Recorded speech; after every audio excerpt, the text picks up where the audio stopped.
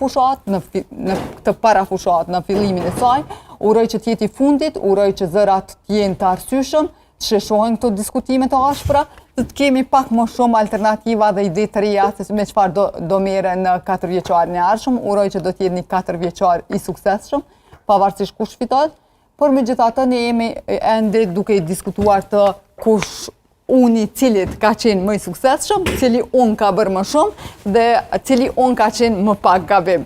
Do të thotë, përderisa jemi në këtë stad, gjasat për me marrë mbështetje më të madhe, mendoj që janë të vogla dhe ai që po flet të paktën qoftë për këto mbështetje, qoftë për idenë e gjandarmërisë, plus për një ide tjetër, është prapë në avantazh, sepse megjithatë Mlefin po e menaxhon pak më mirë se të tjerët. Jo, po e nxit me rrjete sociale.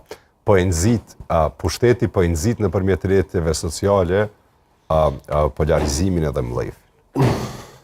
Tjetër s'ka gale që Albini aty, ajo është bolshevizëm. Të paktën prej liderit ne nuk po e shohim. Të gjithë mbështetësit i lirë këto punë bëjnë. Të gjithë mbështetësit i secilit kam këto ofendimet në rrjet, qoftë për ne, qoftë për njëri tjetrin, i kanë kështu të zakonshme. Është krejt normale dhe unë madje as nuk pretendoj që të jenë më të qetë, sepse është një farë lloj tifozerie edhe në këtë mes, që pavarësisht që unë nuk jam mbështetëse gjuhës të tillë, megjithatë këtë nxitjen e mosdurimin ndaj njëri tjetrit e ka.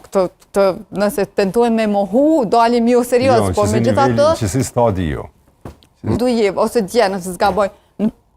Nuk janë më mirë dhe parti tjera politike. Një eksponent i një subjekti politik, sulmon një kundërshtar politik, madje thellohet ky për shkallëzime. Megjithatë pushteti gjithmonë është ai cili do pushtet, edhe ky tash është ai cili ka përgjegjësinë më të madhe sepse po nxit, është nxitës.